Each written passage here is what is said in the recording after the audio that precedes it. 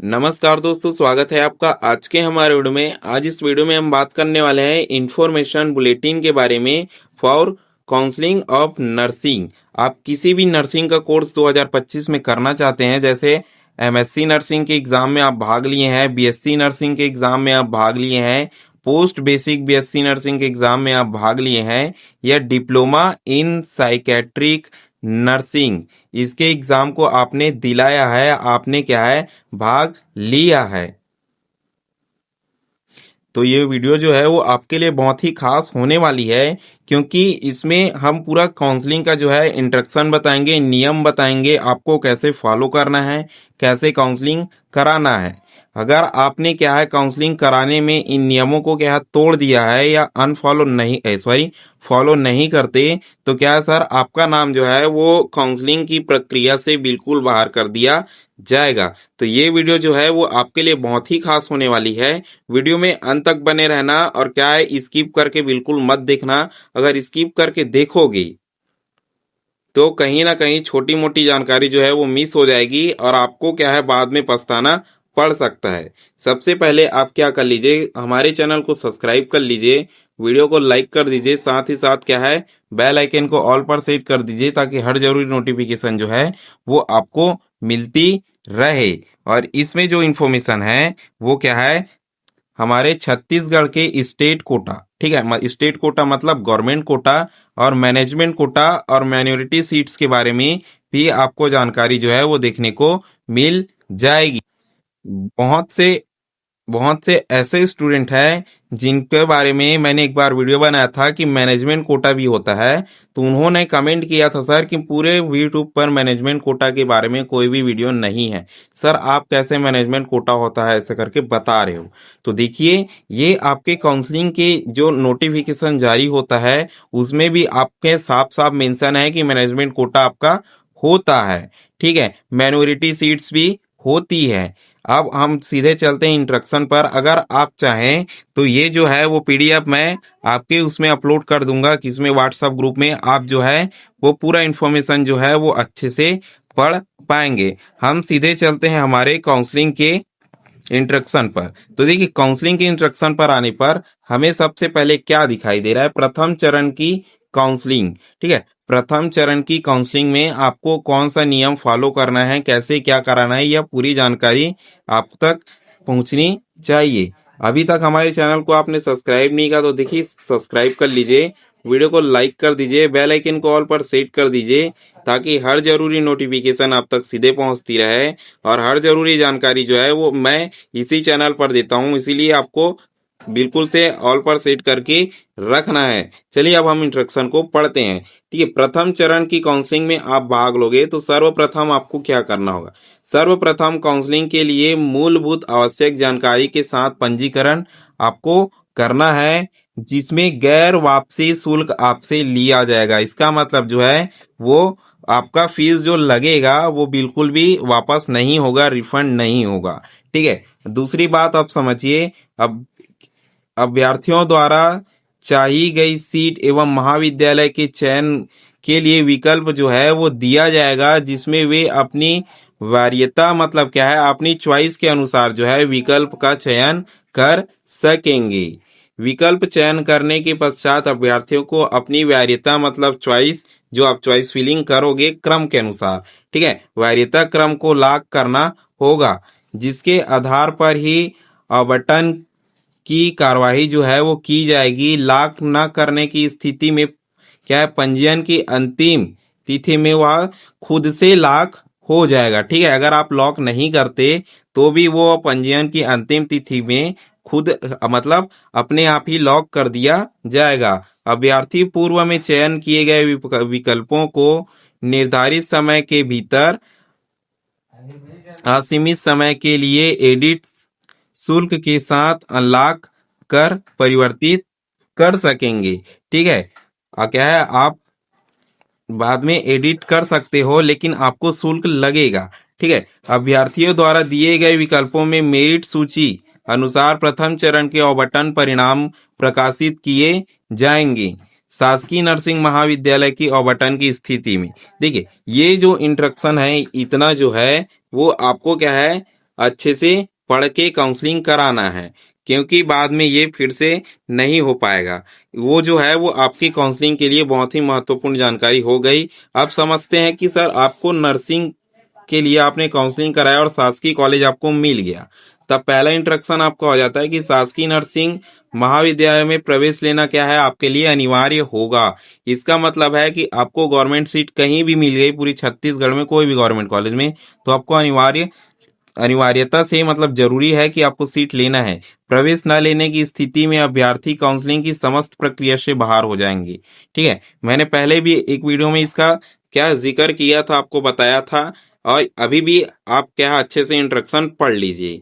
दूसरा है संबंधित संस्था में आवंटित अभ्यर्थी को स्वयं भौतिक रूप से क्या है उपस्थित होकर दस्तावेज की समीक्षा करानी होगी। समीक्षा में पात्र होने पर प्रवेश लेना अनिवार्य होगा, और अभ्यर्थी द्वितीय चरण में भाग लेना चाहते हैं तो उन्हें पोर्टल में अपग्रेड का विकल्प चयन करना होगा।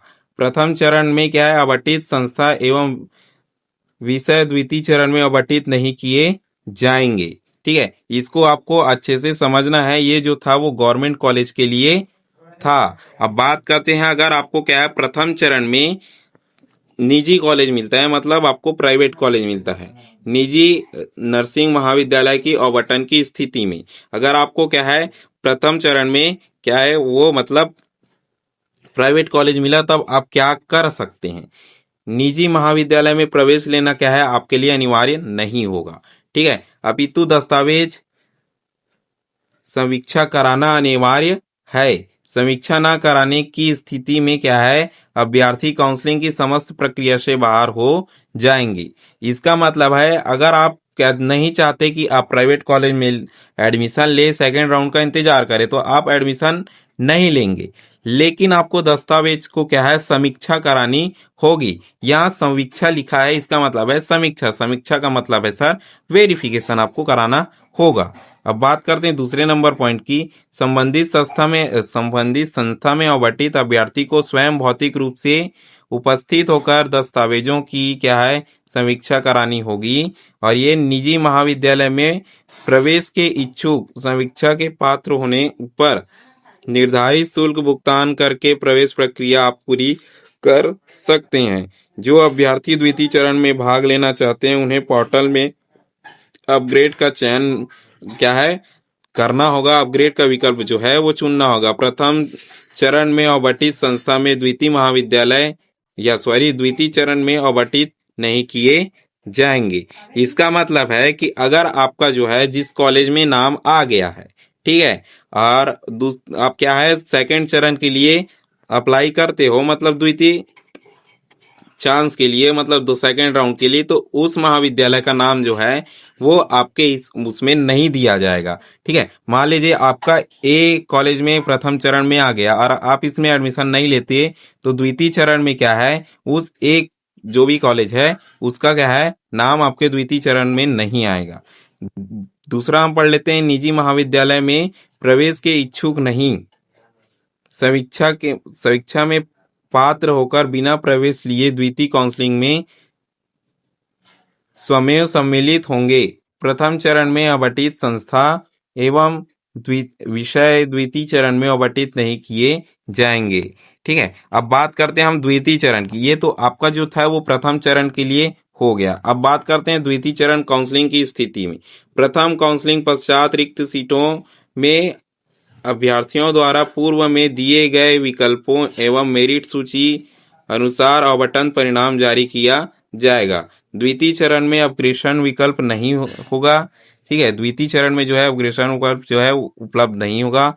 शेष प्रक्रिया प्रथम चरण के काउंसलिंग के समान होगी। इसका मतलब है कि प्रथम चरण में आप जैसे ही चॉइस फिलिंग दोगे, सेम द्वितीय चरण में आपका रहेगा द्वितीय लिस्ट में। ठीक है, आपको कोई भी एडिट करने का ऑप्शन द्वितीय चरण के लिए नहीं मिलेगा। साथ ही साथ आप क्या है द्वितीय चरण में आपका नाम नहीं आता, तो आप क्या है मॉप अप राउंड, ठीक है, मॉप अप राउंड की काउंसलिंग, ठीक है, मॉप अप राउंड की काउंसलिंग में भाग ले सकते हैं, जिसमें अभ्यर्थियों द्वारा क्या है पूर्व में दिए गए विकल्प क्या क्या है शून्य कर दिए जाएंगे, मतलब पूरी तरह से हटा दिए जाएंगे, एवं मॉप अप राउंड में अभ्यर्थियों को नया विकल्प क्या है चयन करना होगा। जिन अभ्यर्थियों द्वारा विकल्प चयन नहीं किया जाएगा उन्हें मॉपअप राउंड में किसी प्रकार की संस्था का आवंटन नहीं होगा। इसका मतलब है कि आपको मॉपअप राउंड में अगर हिस्सा लेना है तो फिर से क्या है चॉइस फिलिंग करना होगा। अगर आप नहीं करते तो कोई भी संस्था आपको नहीं मिलेगी, तथापि तो उन्हें पुनः स्ट्रेट राउंड में अवसर दिया जाएगा। द्वितीय काउंसलिंग पश्चात रिक्त सीटों में अभ्यर्थियों द्वारा दिए गए विकल्पों में मेरिट सूची अनुसार आवंटन परिणाम जारी किया जाएगा। मॉपअप चरण में अपग्रेडेशन विकल्प क्या है उपलब्ध नहीं है। शेष प्रक्रिया द्वारा चरण की काउंसलिंग के समान होगी। ठीक है, शेष प्रक्रिया जो है वो प्रथम चरण के काउंसलिंग के समान होगी। मॉपअप राउंड में आवंटित सभी अभ्यर्थी काउंसलिंग के अग्रिम चरण के लिए पात्र हो जाएंगे। ठीक है, ये क्या है आपके लिए जो था वो मॉपअप राउंड का था। अब बात करते हैं मॉपअप राउंड में अगर आपका नाम नहीं आया, ठीक है, तो एक और राउंड होगा स्ट्रे राउंड काउंसलिंग। ठीक है, यहाँ साफ साफ लिखा है स्ट्रे राउंड काउंसलिंग, जिसमें मॉपअप राउंड के पश्चात, ठीक है, मॉपअप राउंड के पश्चात रिक्त सीट अगर आपका बच जाता है तो नियम अनुसार क्या है स्ट्रे राउंड में काउंसलिंग आपको करना होगा। आपका इसमें क्या है जो रिक्त सीटें होंगी उसमें एडमिशन हो जाए। ये जो सारे थे वो आपके क्या थे इंस्ट्रक्शन थी। अगर आप हमारे चैनल में नहीं आए हो तो हमारे चैनल को सब्सक्राइब कर दो, वीडियो को लाइक कर दो और सभी बेल आइकन को क्या है ऑल पर सेट कर दो, क्योंकि हम अगले वीडियो में जो है वो इसको समझने वाले हैं। अगर first round allotment not allowed होता है, अलाउड होता है, तो आपको कैसे क्या करना है। देखिए बहुत ही लंबी प्रक्रिया यहाँ दिख रही है, हम अगले वीडियो में इसको समझेंगे, क्योंकि ये वीडियो जो है वो थोड़ी लंबी होती जा रही है। तो अगले वीडियो में बने रहने के लिए क्या है चैनल को सब्सक्राइब कर दो, वीडियो को लाइक कर दो और साथ ही साथ उनके साथ शेयर कर दो जो CGBSC नर्सिंग का एग्जाम दिलाया है या दिलाई है। आज के वीडियो में इतना ही, अगले राउंड में बने रहने के लिए मत भूलना, नहीं तो आपको क्या है बहुत ही ज्यादा नुकसान हो सकता है।